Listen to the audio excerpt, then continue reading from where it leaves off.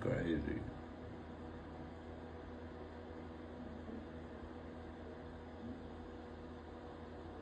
Fuck, man.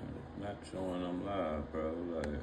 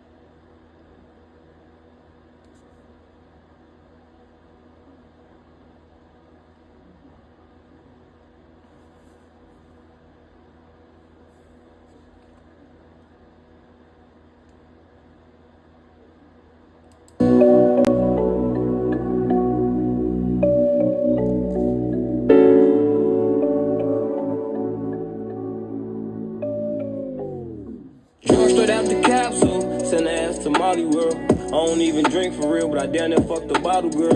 I just brought a bitch 2 pair of Chanel's, I told her model for her. When I'm in the club, when niggas don't like, we having bottle war. Set my mind like we on that nigga ass, ain't no talking to her. Give me compliments, my bitch for real, but ain't no talking to her. Champagne back to back in the Gucci store when I walk through it. Get high then I treat the mic like therapy cause I talk to it.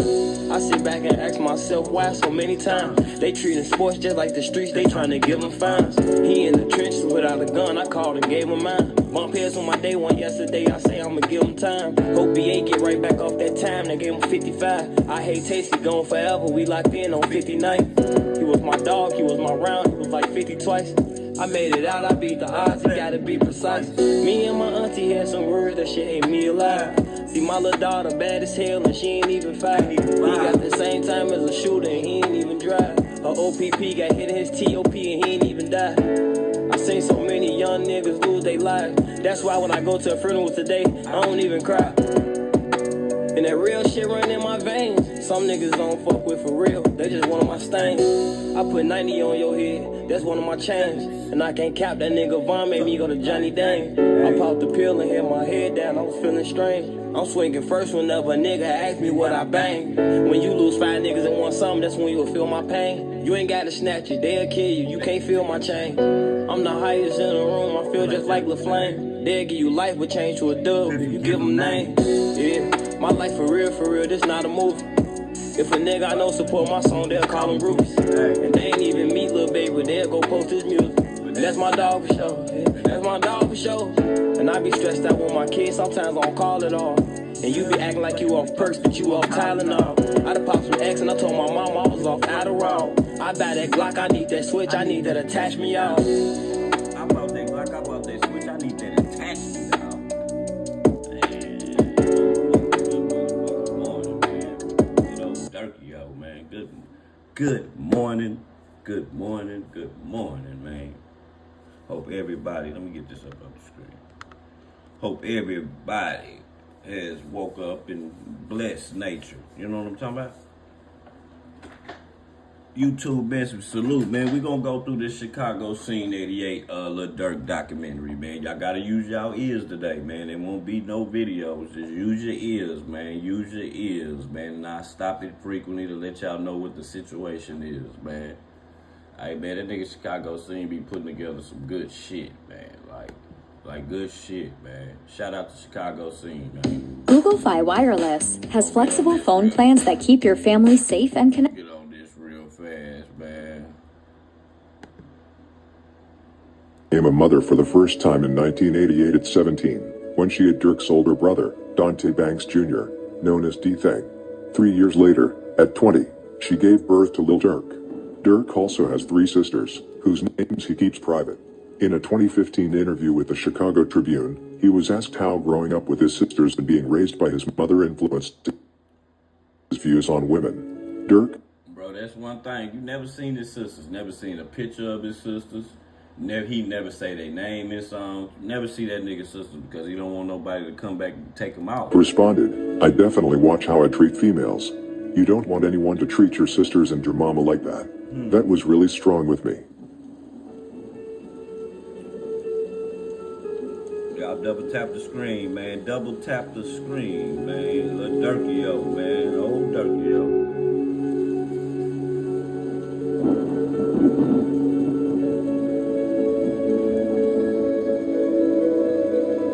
You know what his mama look like, but shit. In his 2020 song 248, he reflects, "Me and my auntie had some words that ate me alive." Similarly, in his 2019 track Rebellious, he raps, "Told my granny I can't deny, gotta pay her bills. She said I'm the reason for his death, it gave me chills." In the 2023 song Pele Coat, he recalls the moment Newski died, rapping, "I ain't know what to say, I knew he was dead when they pulled out the tape. That was a shame, he died right in front of me. Auntie say I'm a snake." I ain't know what to say. He said, I ain't know what to say. I knew he was dead when they pulled out the tape.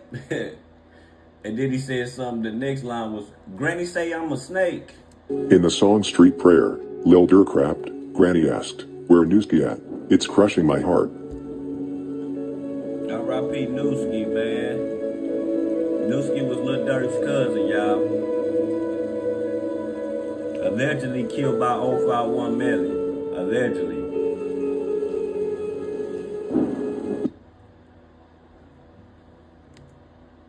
Let me see this commercial, y'all. Hold on, man. I'm sick of this shit. These goddamn commercials. A significant absence in Lil Durk's childhood was that he grew up without a father, leaving him without a father figure, an experience shared by many children in Chicago's toughest neighborhoods, and one that deeply shaped his life. In a 2015 interview with the Chicago Tribune, Lil Durk opened up about growing up without a father and how that experience has influenced his approach to fatherhood. He explained that, because he lacked a father figure, he felt a strong responsibility to be fully present for his own children. Determined not to let them feel the same absence he experienced, he remarked, "We don't play that deadbeat role." Although he frequently visited and spoke with his father, it wasn't the same as having him physically there. This absence impacted him in many ways, especially on days like Father's Day, when he'd see others with their dads and think, "Oh, so this is what they do. I never got to feel that." To prevent his kids from feeling that same void, he's dedicated to being there for them at every moment. In another interview, Durk said, "My daddy was one of the big guys. I saw a lot of it growing up. Like I say, my head was just everywhere. I'm like, man, I want to be just like him." They say he got caught with like $8 million and like 6 bricks. However, balancing life as an artist and a father hasn't been easy for Durk. They said Lil Durk, for y'all don't know, Lil Durk's daddy went to the feds because he got raided in the house that had $8 million in it, and an awful lot of contraband in there too. $8 million. This nigga Durk daddy got caught with $8 million, my nigga. In 2021, one of his children's mothers, Travana, openly criticized him in an interview with Tasha K, saying he wasn't as involved as he should be in their son's life. Durk took the criticism seriously, and in recent years, he has made a greater effort to be present. In 2024, he spent Father's Day with all of his children, a moment Travana shared and acknowledged with appreciation on her Instagram story. Lil Durk has openly shared the struggles of balancing fatherhood with his career as an artist. In his song Unhappy Father's Day, released on June 24, 2022, he reflects on the pain of not being able to be present for his kids. He raps, "Father's Day come around, I swear to you it feels the worst, 'cause when I ain't talked to him in a couple days that SHT feel like a burden. I be on stage like it's all good knowing deep down it's hurting. And they be asking me for my time, they ain't trying to see no purses. And I sent them off so many times, they starting to tell me to merch it, and I don't feel like a father on Father's Day, that SHT the worst." Through these lyrics, Durk conveys the emotional weight he feels from his absence, despite his success. He then continued to describe how he kept messing up and mentioned all of his children. "I bought an Audemars Piguet, I still ain't gonna buy my son his pet. I was thirsty to F this fish one day, and he texted me like play catch. I text him back, tell his mama do it. That's why I don't really get no respect. Zayden got real love for me, I know. Angela got love for me, I know. Damir got real love for me, I know. Baby Sky got love for me, I know. Big Sky got love for me, I know. Bellaby got love for me, I know. Willow got love for me, I know. And I blame everybody for my problems. I ain't blame myself. And I think money solved my problems. I need help. My nieces and nephews, they need me. Can't leave them. All my brothers keep them. My sister need me. I need them. When I catch a case, I gotta beat it. I don't pay child support, but I take care of them. I don't see them. How I'm the voice, but I block my kid's phone. Now they got a DM. I send some threats to the phone knowing somebody else gonna read them. Pose to talk about college, trying to get them this knowledge. Pose to be with them every day. I'ma make it up. I'm sorry. Smirkio. He a real nigga. Take care of his fam. He solid. How I'm a real nigga. I ain't seen my kids. I'm just honest. I'm on FaceTime, they don't even pay attention. They drop the phone when I tell them I miss them. I'ma do way better. Way better to get them. Durk's father, Big Durk, born Dante Banks, was the fourth of 10 siblings. With his 3 older brothers in prison, Big Durk often had to shoulder the responsibility of caring for his family, which included looking after his mother, who struggled with drug addiction. This addiction eventually led to the family's eviction, a life-altering moment for Dante. Rather than moving with his family, he chose to live in a car park near their former home. For a while, he managed this setup, arriving early to school each day to clean up. However, driven by financial need, Dante eventually turned to illegal means to make money, a choice that ultimately led to his arrest and sentencing to life in prison. At the time, his sons, D-Thang and Lil Durk, were only 2 years old and 7 months old, respectively.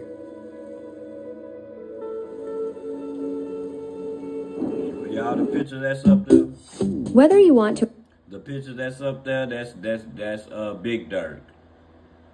The picture that's up there, y'all, that's Big Durk right here.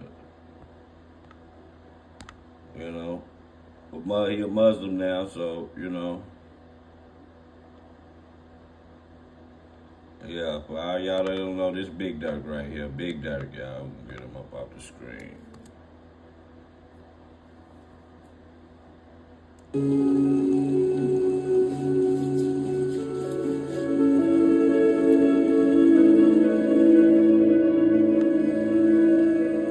In 1993, Big Durk was arrested as part of a crack cocaine distribution ring in Chicago.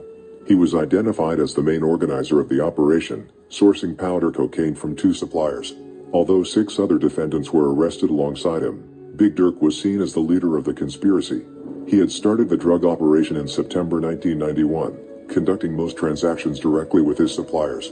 On at least 3 occasions, cocaine deliveries were made directly to his home, with supplier testimony revealing that these exchanges involved multi-kilogram quantities and substantial cash payments. In early 1993, Big Durk enlisted another defendant, Alton Mills, to manage the exchange of cocaine and cash with suppliers. In the spring of that year, 3 kilograms of cocaine were sold through Tosha Woods, Big Durk's cousin, who later testified for the government under immunity.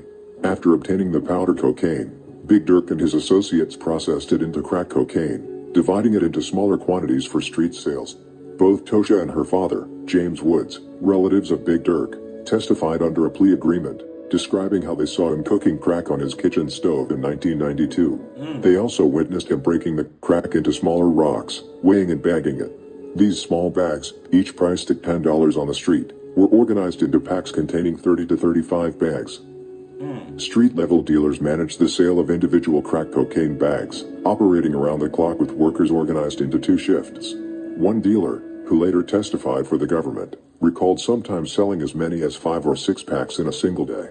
Additional evidence indicated that, on a good day, the entire operation could bring in up to $15,000. Defendants Mr. Mills, Robert Shipp, Mario Dunlap, and Michael Wills were each responsible for overseeing various aspects of street sales and managing cash proceeds. Robert Gaines served as a dealer primarily on the day shift, while Mrs. Bogwheel handled the cash flow, counting the money, depositing it at the bank, and once even collecting cash from another location at Big Durk's request. In no time, Big Durk had built a drug empire that earned him close to $10,000 daily, placing him at the top of a highly profitable enterprise. He ducked millions of dollars, but, as with any large-scale illegal operation, the authorities inevitably closed in.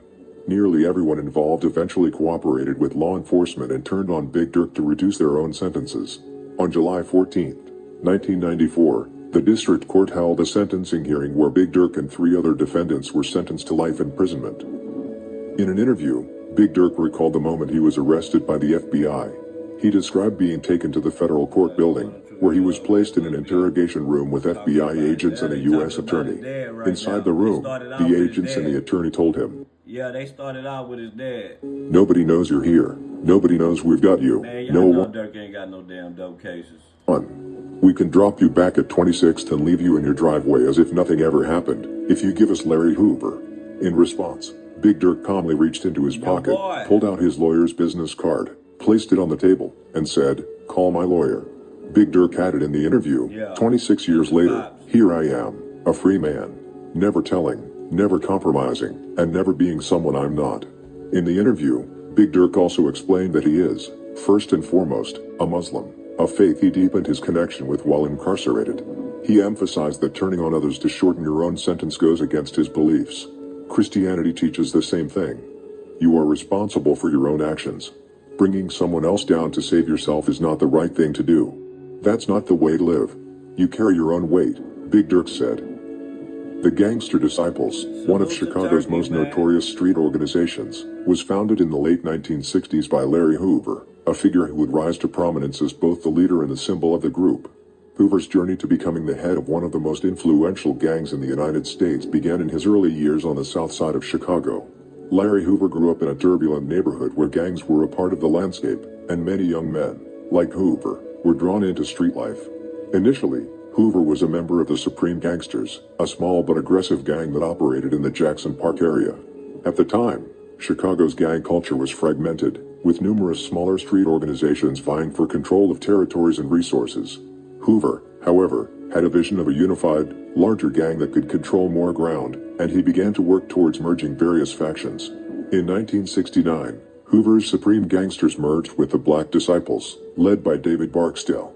This merger marked the birth of the Gangster Disciples, a highly organized and powerful street gang that would come to dominate not only Chicago but also many other parts of the United States. Under Hoover's leadership, the Gangster Disciples grew rapidly, attracting new members and establishing a code of discipline, loyalty, and structure that set it apart from other street gangs. One of Hoover's most significant contributions to the Gangster Disciples was his development of the growth and development ideology, a philosophy that sought to promote the betterment of the community and its members. He encouraged members to be disciplined, to seek financial success, and to invest in education. However, despite these attempts at rebranding, the gang's core activities remained rooted in illegal operations, including drug trafficking, extortion, and violent crimes. Allegedly. Free Larry Hoover, man. Y'all don't need no pictures of old Larry, man. Y'all know who Larry is, man. Should have been out that motherfucker.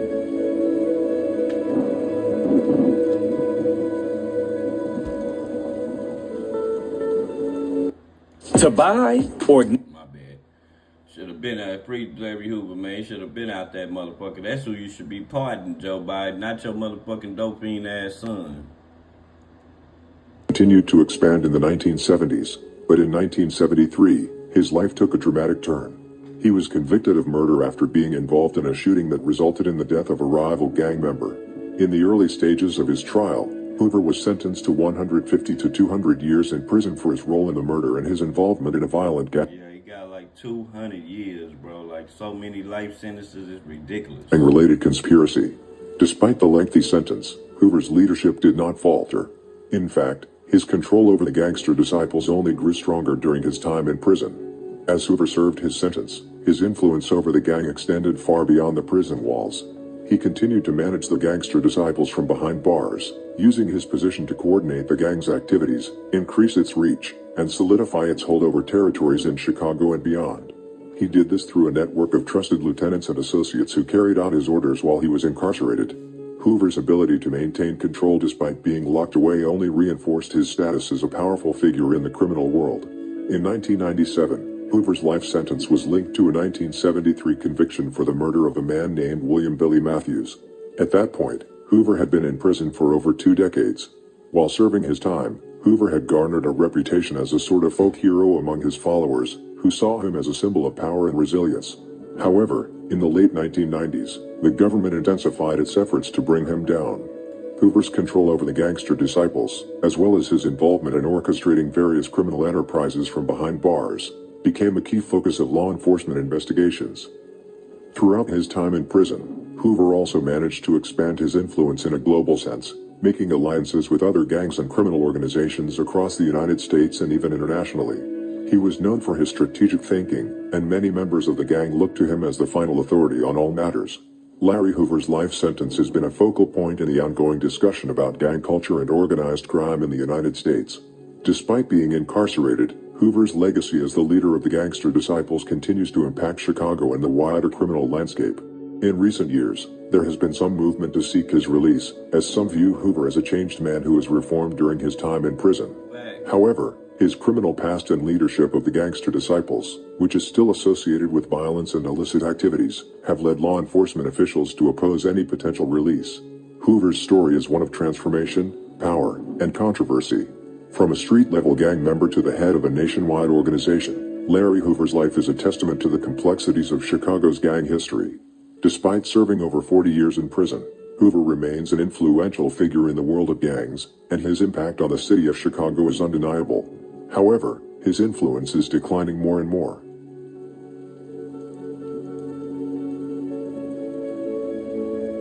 When Big Durk was sentenced, he was a father of 5, with his youngest, Lil Durk, just a few months old. Accepting that he wouldn't be there for his children's milestones, he resolved to be the best father he could from behind bars. He carefully divided his limited phone time to stay connected with each of his children, maintaining a presence in their lives despite the distance.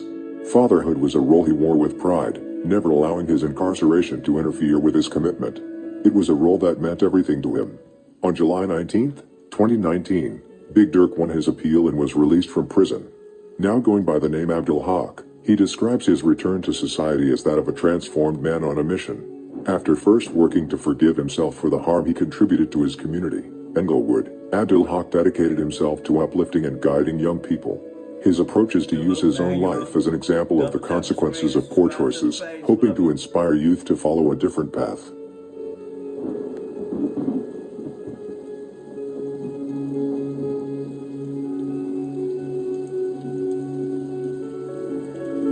After his release, Big Durk was reunited with his sons, Lil Durk and D-Thang, and they immediately went out together for a meal and talking. Lil Durk also shared his excitement on Twitter, posting, "Big Durk home." Since then, their bond has strengthened, and Lil Durk, following in his father's footsteps, has also deepened his connection to Islam. Tragically, just 2 years after Big Durk returned home, he lost his eldest child, Dante Banks Jr., known as D-Thang, who was fatally shot on June 5, 2021. Big Durk remembers D-Thang as a vibrant and spirited soul whose energy could light up any room. Though he is still processing this heartbreaking loss, it has only strengthened his commitment to his mission of reaching and uplifting young men, particularly those from his cherished Chicago community. After the murder of D-Thang, Big Durk also felt compelled to preach the right path for the youth, to put down the gun and that it won't be any retaliation for D-Thang. Today, as Big Durk shares on his website, he resides in Chicago with his wife, Erica. Together, they enjoy traveling and spending meaningful time with family and friends. However, since Lil Durk's arrest by the FBI, Big Durk has remained supportive of his son and was present at Durk's court hearing before his transfer to California. Yeah, shout out to Big Durk, man. Getting up out of there. That nigga went through that and got up out of there, man. Lil Durk has often referenced his father in his music and has addressed the question of how he identifies as a black disciple despite his father's ties to the gangster disciples. He's spoken about the pressure he felt to live up to his father's reputation. In the 2017 song Third Person, a collaboration with T Grizzly, Durk raps, "How Durk BD for real, he ain't like his pops, Big Durk, his daddy a gangster for real." In Lil Reese's song Somebody, where Lil Durk is featured, Durk raps, "Some people want to be like Mike, I want to be like Big Durk." In Lil Durk's mixtape 300 Days 300 Nights, Durk had recorded a phone call with his father from jail which he used in the beginning of the intro, or track 1, for the mixtape. On the phone call, Big Durk said, "This is Durk, better known on the south side of Chicago, and throughout the Midwest as Lil Durk's father. As it started out I had a life sentence, for the stool pigeon who told on me, and I've been doing that time for 22 years now. I got that blessing and won that appeal, and now I'll be out in a few years, to be with my boy, to be with my sons, to be where I am supposed to be in life, and do the things I am supposed to do as a father. As always, for those who in the struggle, for those who in this system, for those who in the state system, keep your head, keep fighting, cowards, rats, don't ever win over real dudes, so keep your head up soldier, and we gon' keep on letting things continue to flow, and we'll get out and do what we supposed to do as but, and hold our own, and be the fathers we supposed to be the men of the community we supposed to be. You gotta hear about the simply. Facts. That nigga Lil Durk Big Durk did a whole 360 spin. In the intro to Lil Durk's song Smirk Carter, You see how y'all see the difference between them times and these times? See, in them times, them niggas was chasing after the sack. I'm talking about Big Durk them. They was chasing after bags. They wasn't doing all that shooting and sliding. Yeah, it had to be done sometime, but it was not like that, bro. Them boys was getting paper, man. Like, nigga, that's what it was about. Released on November 10th, 2023, as track 11 on the OTF album Nightmares in the Trenches, Durk's uncle, Uncle Ship, one of the defendants alongside Durk's father in their drug case, speaks about how their original release date was listed as deceased, meaning they were expected to die in prison. He said, My nigga, just imagine, but forgive me for stopping it. Just imagine you getting that paperwork when you getting sentenced in your cell, and it says death on it. When you look at the release date and it says death on that motherfucker, meaning you gonna die in that bitch. Hey boy, that's crazy work. Says, what up, Crazy nephew? work. Man, you know what it is? I wanna start this John up by saying, I am so proud of you, man. But after that, it's all about a second chance, and everybody, especially the real people from the hood, from the trenches, they deserve a second chance, cause a lot of us got caught up in the math, with these people just trying to lock us up for nothing, you hear me? I remember back, not too long ago, me and your daddy were in the belly of the beast, and on our paperwork, it said, as our outdate, it said, deceased. But look at us now, crazy. we out here thriving, living. Now you out here, it's your second chance too, nephew. This message feels ironic now, given Lil Durk's recent federal arrest. Despite having made millions, he found himself drawn back into street life, prioritizing revenge. This theme of conflict between success and street ties is something Durk has reflected on in lyrics, such as those in his song Wonderful Wayne and Jackie Boy with Babyface Ray, a track we'll revisit later in this story.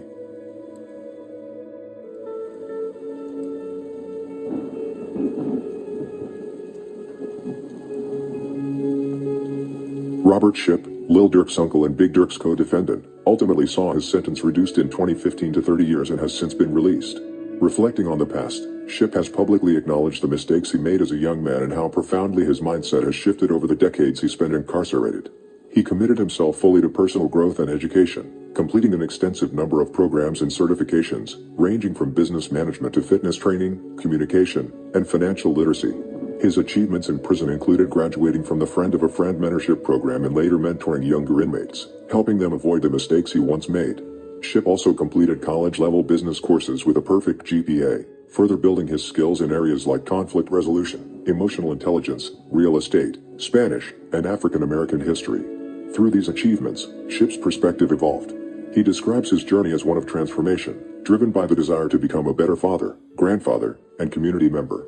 Reflecting on his experiences, Shipp shared that his days away from his family only fueled his motivation to rebuild his life upon release. He expressed a deep desire to reintegrate into society and use his story as an example for others, particularly young people in vulnerable communities.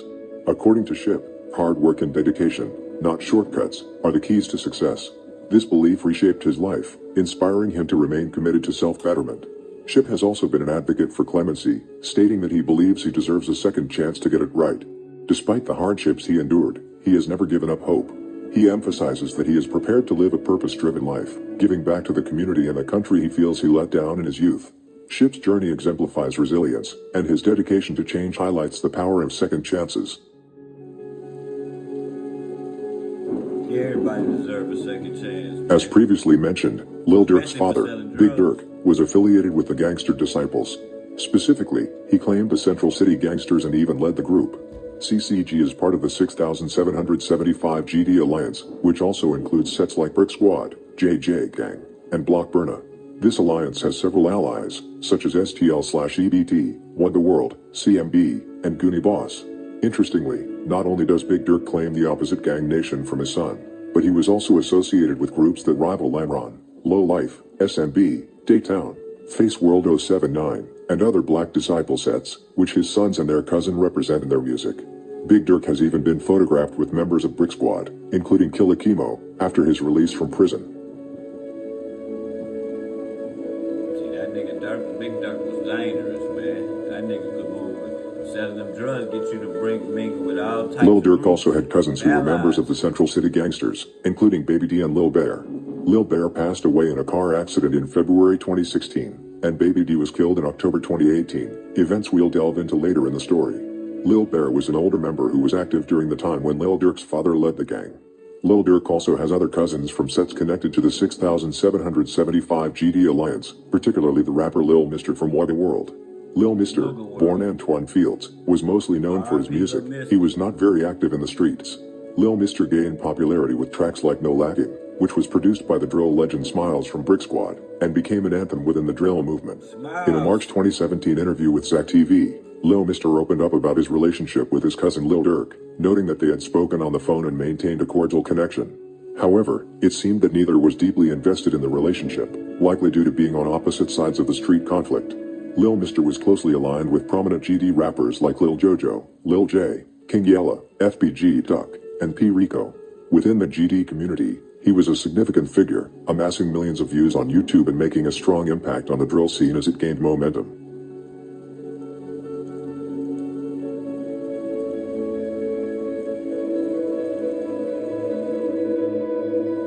My cousin down in the phone actually. What's up, Glenn? Good morning. Double tap the screen, subscribe if you ain't, man. RP Lil Jojo, man. RP MBG Duck. King Yella, he out here. Shout out King Yella, man. P. Rico. Represent Brick Squad. Hey, man. Yeah. Shout out to y'all. Double tap the screen. If you haven't, make sure y'all subscribe to Self-Made Hustle TV, where the hustle has to be in you, not on you. Affiliated rappers, like Lil J and Lil Jojo, have frequently taken shots at Lil Durk in their songs, and Durk, King Von and other BD rappers have done the same. In an unreleased song by Lil Durk, unofficially titled Letter to Lil Mr., he reflects on his blood bond with Lil Mr., describing their upbringing and shared experiences. He recalls how they grew up together, even breaking into houses to steal copper. The lyrics reveal, and I'd ride for the street dudes before my blood cousin, and he was an op, but he was AMF, got birthed together. We was going to the doctors, broke and crips together. We stealing copper. I should have known you were a cop when we played cops and robbers. For instance, you told my mama that I robbed the barber. Lil Mr. took shots at Lil Durk in his song Like He on Something, released in May 2012, where he rapped, "This dude S fronting hard like he S on something. The whole time, he S not on nothing." And, Lil Durk, don't diss again or you're a F-boy. I am MMA, keep this 100. You ain't with this shit, boy. Then there's King Von's well-known diss against Lil Mr. in the song Phil Jackson featuring Polo G, where he rapped, "Even though that's folks cuz, man F Lil Mr." Although these lyrics appeared in the original track, they were later altered and remixed for the album. The diss wasn't removed because of Lil Durk, but rather because Polo G's team requested to change it before agreeing to release it. Niggas was dissing like a motherfucker.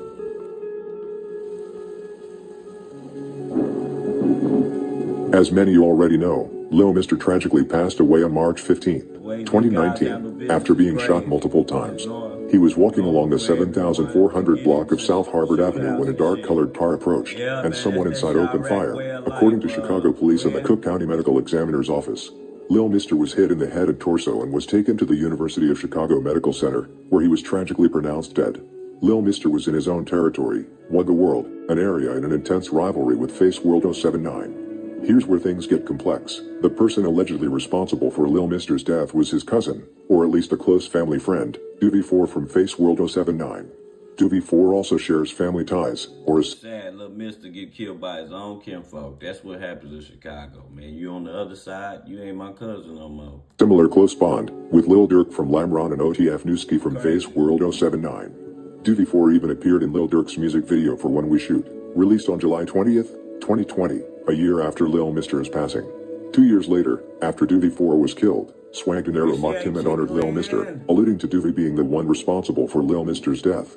King Von mocked Lil Mr.'s death by posting no lackin' on his story while Lil Durk remained silent and only subtly mocked him in various songs. Face World have also mocked Lil Mr. and countless of songs, and Wugga World have mocked members of Face World on Lil Mr. Day. Moni and Spook from Face World 079 were also present on the Lil Mr. hit.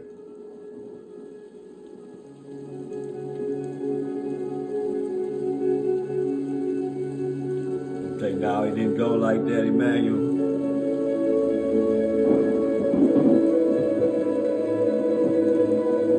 You know these are old bodies. Doobie 4, like known both as a Emmanuel. rapper and a prominent figure in Story Face been told World to 079, 20 times. played a significant Same role in the way. conflict against the 6775 alliance, reportedly claiming several lives from Wugga World. Initial reports suggest he was responsible for 5 Wugga World associated deaths. In late August 2018, he allegedly killed G Frenchie from Wugga World, followed by Lil Mr. 1 year later, and D Rose in early August 2019. Wugga World retaliated on July 13, 2020, by allegedly killing Moni from Face World 079, one of the suspected shooters in Lil Mr.'s death. Moni's death, reportedly carried out by Beans from SMG/Wugga World, was followed by Doobie 4's retaliation just a day later, with the killing of Donnie from Wugga World and a subsequent shooting at Donnie's funeral by Face World 079. Later in 2020, around December, Hey, I'm gonna tell you something. Hey, if you didn't know who Chicago Scene 88 is, bro, he been doing this for years. He got good intel, bro.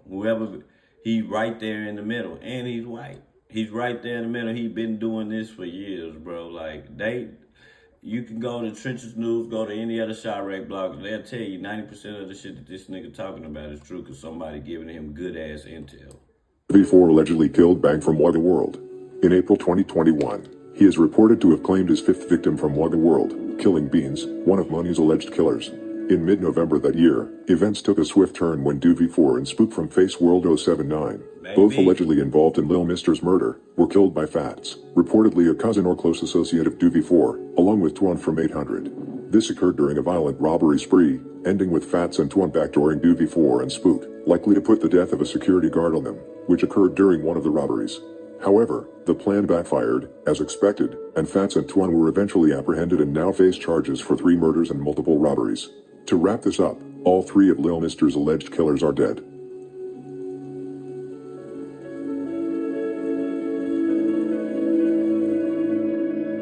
If you're from Chicago, how you don't know who Chicago Scene 88 is?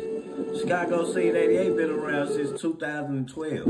Dad, I'm happy you're back. Like, how you don't You know were about undercover for Chicago Scene years. 88? People come Man back been damaged from around that. since 2012. You from Chicago.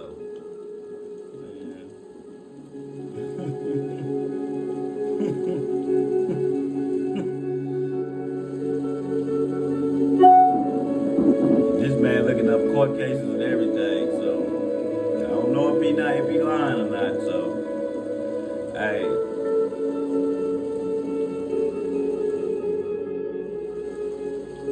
This boy on 20 million views right now. 20 million. Of course, Lil Durk had another cousin from Face World, OTF Newski, or New, who was shot and killed on May 31st, 2014. He was a talented rapper and was known for keeping the strap. Newski and Lil Durk have made 2 songs together, At the Top, which was released in February 2014, and OC, which was released on May 28, 2014, 3 days before Newski was killed. Durk and Newski were incredibly close. As mentioned earlier, Newski and Lil Durk grew up together under the same roof, along with Durk's older brother, D-Thang. They shared countless experiences, pain, joy, hunger, death, and everything in between. We will come to Newski's death later in the story. Lil Durk also lived with his cousin Iris, whose passing in late 2012 deeply affected him. He's referenced her in several songs as a way to honor her memory. On G Herbo's song Party in Heaven, where Lil Durk was featured, he rapped, "Lost Iris, I died. Newski died, it's like I died again." He also shared a heartfelt tweet saying, "R.I.P. to my love, my favorite cousin Iris. I miss you, and I love you. I'ma hold your kids down, my word." Notably, OTF Chug, a rapper from Dog Pound and Iris's son, has now grown up and even collaborated on a track with Durk. The song is called Out the Way and was released with the OTF album Loyal Brothers 2 on December 16, 2022. Iris's impact is also featured prominently in Lil Durk's mother's book, 7220, where her story is further explored.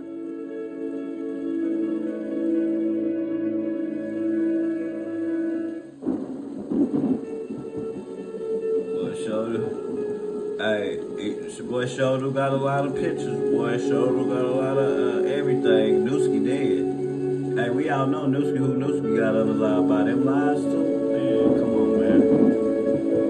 Come on, Lil man. Durk has Just 'cause family he ties ain't on the black- west side hey, as well. Hey, just because he ain't black mean he can't tell the story, man. I know this man is in the midst of the motherfucking jungle, man. I done seen him. People done rant up on him. You forgot? He done got rant up on by the ops. He used to have, this page used to be called something else.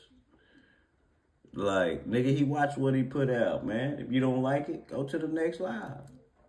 Including his cousin Cello Gang Smiley from TTU/Cali We Mob, busting a down traveling this. vice lord said. And I Smiley, guarantee you 90% of this story is true. From him digging up documents, from him looking at indictments, from him looking at all the stories, bro. All these stories been told 20 times by 20 different niggas. From Trenches News to all of them, bro. Like 20 or 30 times.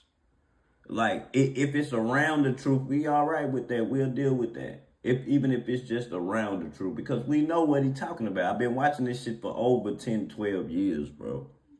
Like, I know the stories, bro. I done heard all the different ways to tell the story, bro. It's all the same. The nigga end up dead. That's it. he is not only close with Durk, but also with the wider OTF crew, along with members like Lil Steve from Lamron and Dazu from THF 46, and he was also close with King Bun from O-Block. Emmanuel, where do you stay at in Chicago? Emmanuel, where do you stay at in Chicago? And don't lie. Don't lie either to try to make yourself seem like you just tough. Durk even mentioned Smiley in Lil Zay Osama's track, F My Cousin, with the line, Smiley with me, he's spinning 3 times even though my boy 4. In his own song, No Other Durk, he references his West Side connections, rapping, you think you safe, where you at, out west. Little dude just popped in, I know some killers from out west, they keep them Glock 10s. Smiley is a front figure within his set and is rumored to have a history of serious involvement on the streets. Man, what the fuck is on 57, man? What the fuck is on? Man, you're blocked just for that, man. I'm gonna block you just because you from 57, bro. Man, get your ass out of here, bro. Like, get your ass out of here, man. Your ass out of here. Durk is also cousins with OTF C3, a member of May Block, a Black P Stone set based at 73rd and May.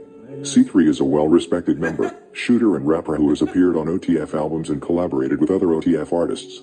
Lil Durk is also cousins with Rico from Lamron, a highly respected member with significant status within Lamron and the 300 movement. Durk gave him a shout out in the song Hellcats and Trackhawks with the line, Rico be capping but you know that's Brody. Lil Durk is also the cousin of Jeezy from MTG079/Dog Pound who was shot and killed in October 2020, allegedly by Mally and Wem Up from NLMB. Mally was later charged with the murder and was just recently sentenced to 20 years in prison for the murder. Lexi, Jeezy's girlfriend, and witness to the murder, was later killed in November 2023. Jeezy, Durk's cousin, was shot in 2015 as well, by Mad Max from No Limit. Jeezy is featured in several photos and videos with Dog Pound members. This nigga showing you pictures and everything, he'll tell me I'm a lie. This man lie. This man read court cases and everything, man. Showing you pictures and everything, man. Like, how the fuck You gotta hear about the Simply Unlimited man, that of nigga my know who these wireless. people It's only is, $80. man, dog. Y'all gotta stop that, man, and take what you can take out the story and put it in. If he may not know everything, he wasn't on the blocks. He just giving you the intel that somebody else gave him, and it's around damn near right. Y'all gotta come on with that, man. Stop that. I know people be fans of certain rappers and shit, but nigga, hey, it is what it is.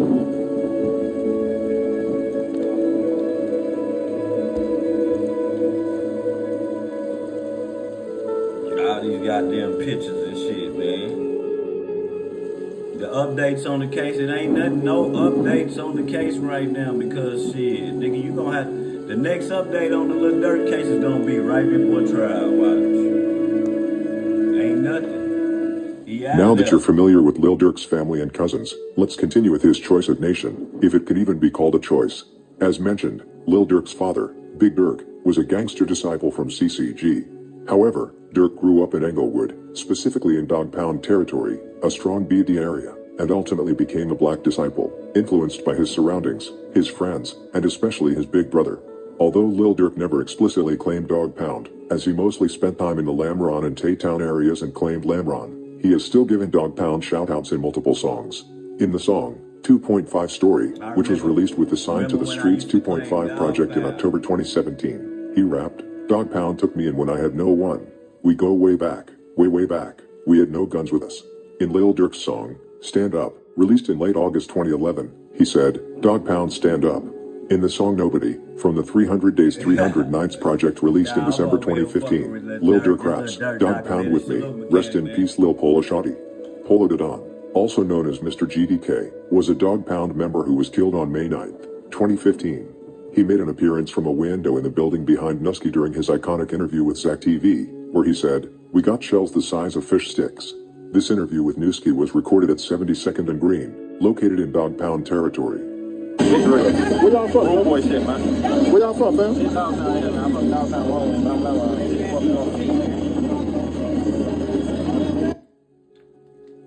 Yes, that's a lie, too. Man, these niggas be... Polo da Don was one of Dog Pound's most active shooters, but contrary to rumors, he was not responsible for killing J Loud from CMB/Cocky World on Christmas Day 2012. That was attributed to Face World 069. Polo, whose real name was Marcus Franklin, was shot and killed on Dog Pound's main street, 72nd and Green, allegedly by Crazyville. There are additional rumors suggesting that Lil Don and Kivo from Brick Squad were involved in his death, or that CMB killed him in retaliation for J Loud. However, as I mentioned earlier, those claims are false.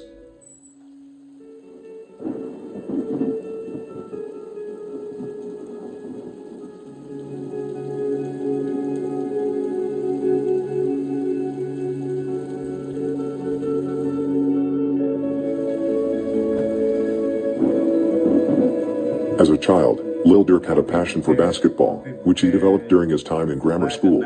He attended Guggenheim Elementary, located in Goonie Boss territory.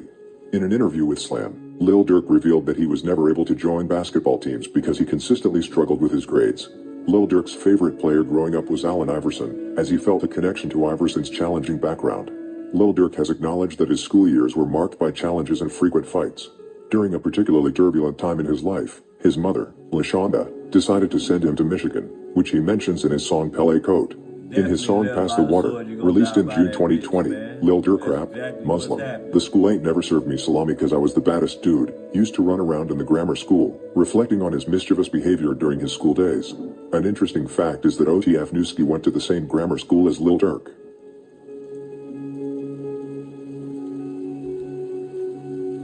Durk's early involvement in crime began during elementary school, starting with the typical petty activities that many young kids engage in, such as stealing bikes, phones and whatnot, which he did together with his friends, brother and cousins. Although Lil Durk started claiming Lamron early on, as he spent much of his time there with friends, he also used to claim Dipset, which was a common trend back in the day. Front Street BDs referred to themselves as Dipset, as did the BDs around 72nd, Dog Pound, and 69th, Sean Money. In fact, many BD sets across the south side of A lot of people don't even know that Lamron is normal spelled backwards. A lot of people, when they say Durk is from 64th and Lamron, they don't call it normal. It's spelled backwards. That's crazy. adopted the name. Durk even referenced this in his song Hellcats and Trackhawks, rapping, "I remember claiming Dipset." Frito Santana from Front Street, one of the first sets to claim Dipset before, took Santana from Jules Santana, a member of the East Coast hip-hop group The Diplomats, also known as Dipset. Young World on 64th and Wildcott also went by the name Dipset. On 40th and Langley, the name Dipset was popular in the early 2000s.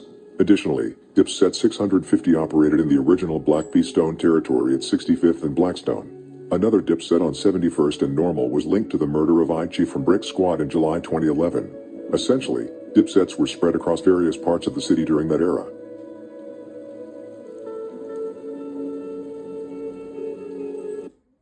Switch to Chrome to load your favorite sites fast.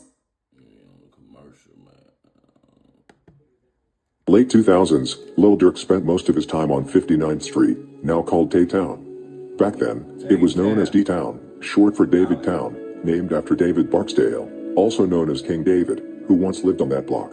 Lil Durk spent a lot of time in D-Town with Tasky, Dida, and Day Day, three of his closest friends at the time. They often hung out outside local stores, such as the ones at 59th and Princeton or 59th and Normal. Similar to Dog Pound, Lil Durk never explicitly claimed D-Town but has given them shoutouts in multiple songs. At one point, there was an alliance known as DTLR 600/300, which stood for David Town Lamron 600/300. To be fair, it was more of a movement than a formal alliance. Yes, they committed crimes together, but not under a unified front. It's important to understand that many well-known BD blocks were closely connected back in the day. Groups like O Block, Tim, Lamron, Tay-Town, the HBE Alliance, 600, Front Street, DHF 46, and even Black P Stone sets from Motown and Terrortown, such as the Folly Boys movement and No Limit Muskegon Boys. Many individuals were affiliated with multiple sets.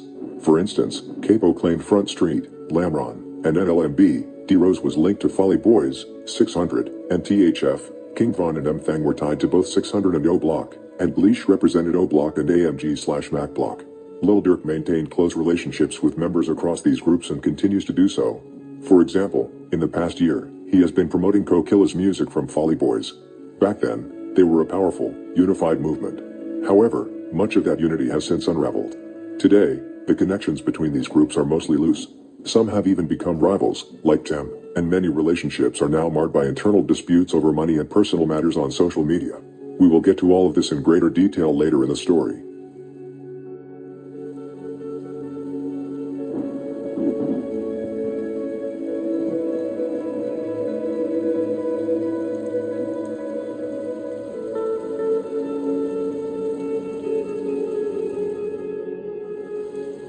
Keep watching me. Hey, this nigga.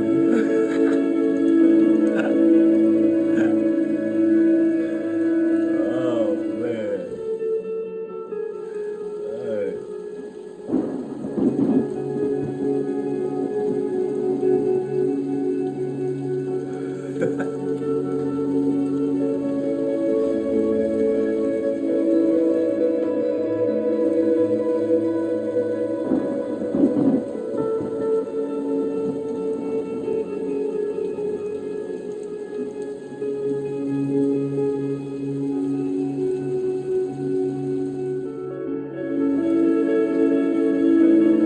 Lil Durk first got involved in street activities around 2006 or 2007, moving into more serious crimes like breaking into homes, stealing, and robbing people.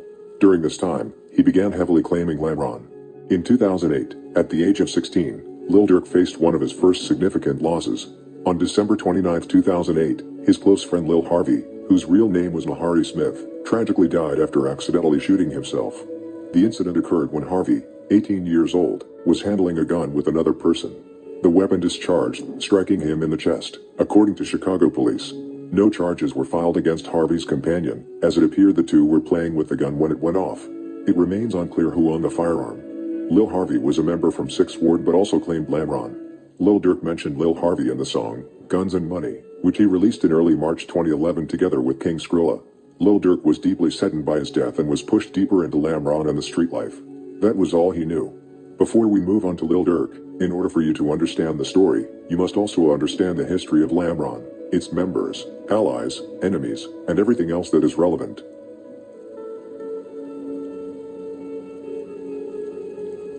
Now we begin a new chapter in the long and complex story of Lil Durk. As I mentioned before, to truly understand his journey, you need to know and grasp the story of Lamron. Let's start with the basics.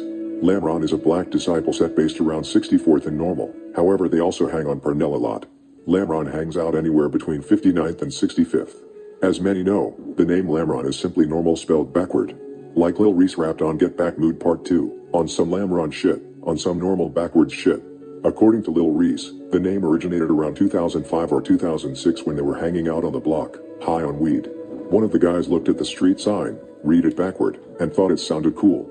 And just like that, the name was born. Sometimes, it's really that simple. It's a fitting name since what they are doing is backwards and beyond normal.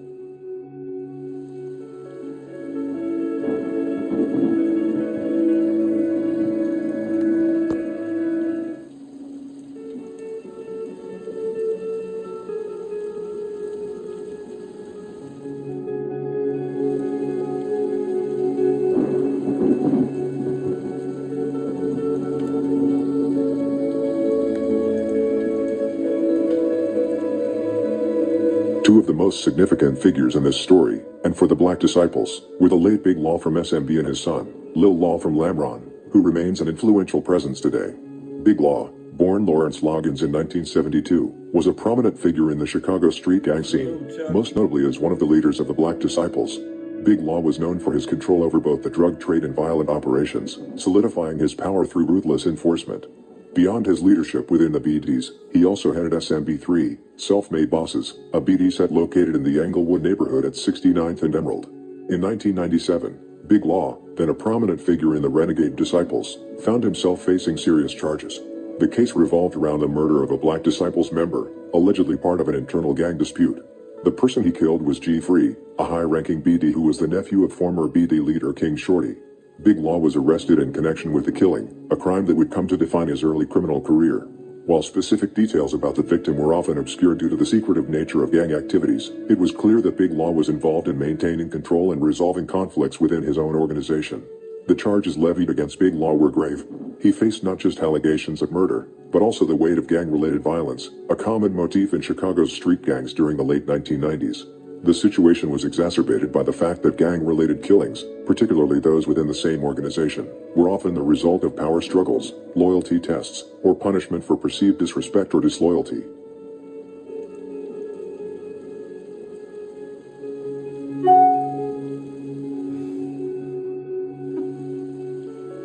Big Law was convicted of second-degree murder and sentenced to 20 years in prison. During the trial, the prosecution focused on the nature of the crime, with evidence pointing to a calculated act of violence aimed at reinforcing his power within the Black Disciples. The specific circumstances of the murder were difficult to fully uncover, as much of the activity within gangs like the Black Disciples is conducted in secrecy, and many witnesses are reluctant to testify due to fear of retaliation. Despite his conviction, Big Law continued to maintain significant influence within the Black Disciples, even while incarcerated. His leadership role within the gang did not diminish during his time behind bars, as gang members maintained contact with him through various means. In fact, Big Law used his time in prison to solidify his position as one of the central figures in the Black Disciples, building connections and organizing the gang's activities from within. After serving about 20 years, Big Law was released and he went on to reclaim leadership in the Black Disciples, where he continued to exert control over significant drug trafficking operations and street violence across Chicago, especially in neighborhoods like Englewood and South Shore. However, his involvement in criminal activities and attempts to consolidate power were seen by some as attempts to restore the order he had lost during his time in prison.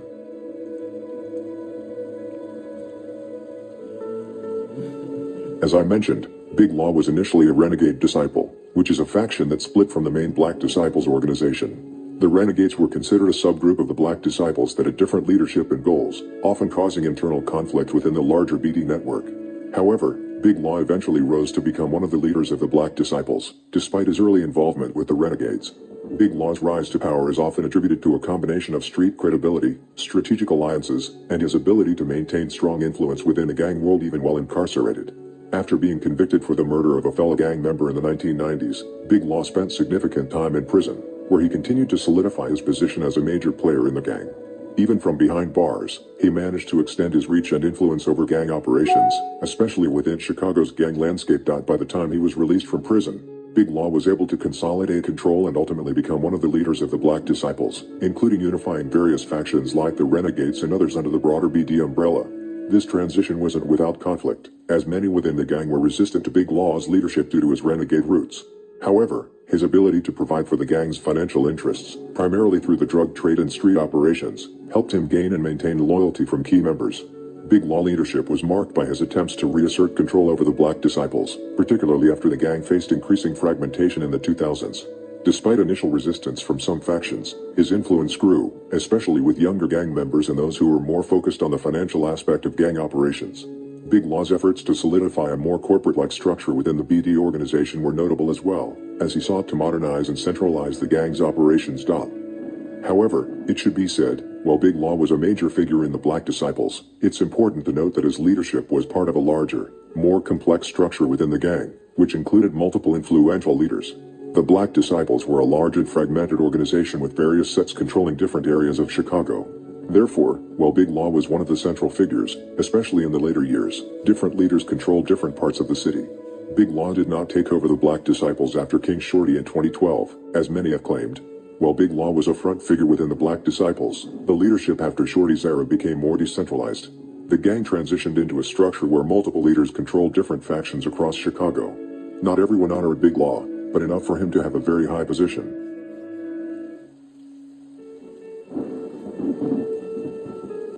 Empower your students to be more authentic, impactful writers with Grammarly's comprehensive AI writing assistant.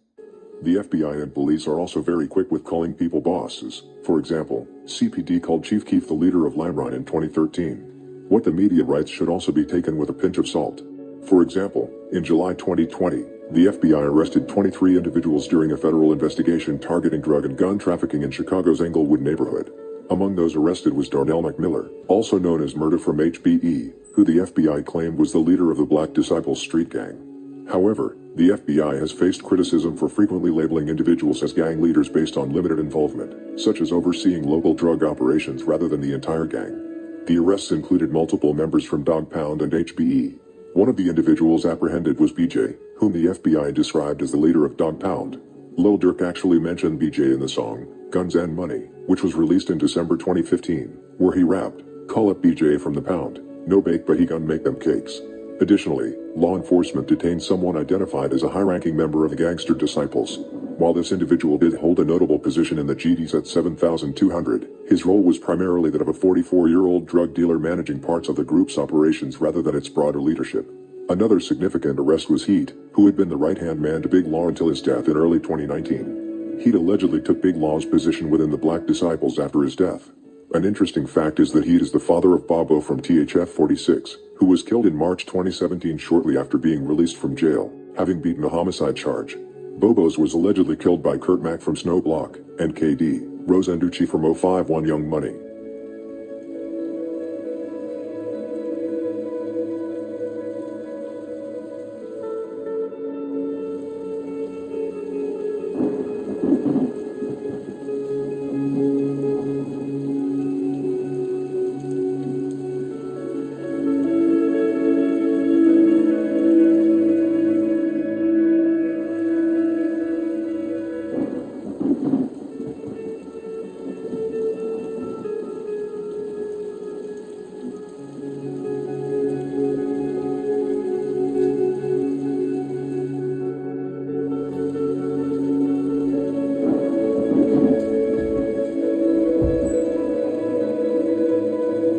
During the years-long federal investigation targeting gang activity in Chicago, law enforcement seized a significant cache of illegal drugs, firearms, and cash.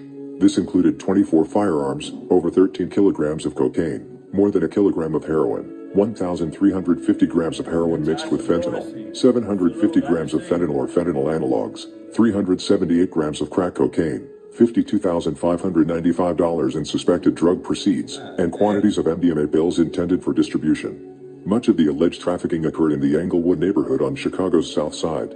The operation targeted members of the Dog Pound and HBE, Halstead Boys Entertainment, sets, which include subsets like AMG, McBlock, MMG, Low Life, and SMB3.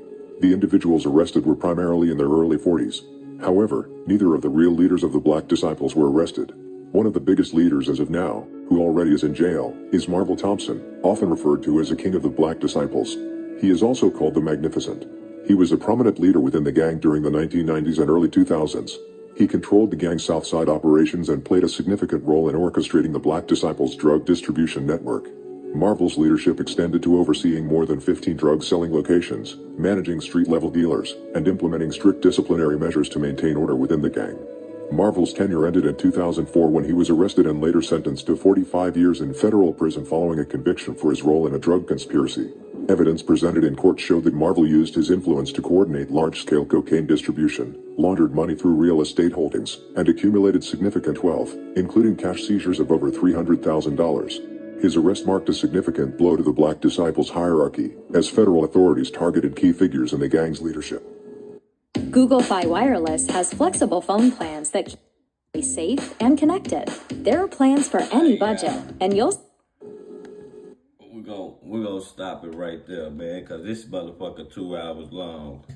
That's an hour of it, and then when I come back later, we're gonna do the second hour of it, man. I appreciate y'all being up in here with me, man. Being up in here with me, man. Like, because I gotta take care of my business, man. Y'all double tap the screen. Make sure y'all subscribe if you ain't subscribed. And it sucks if you sitting going live, bouncing around with 20 people in your chat, man, you have blackballed yourself, sir. Blackballed yourself. You blackballed yourself. The only person you blackballing is yourself, sir.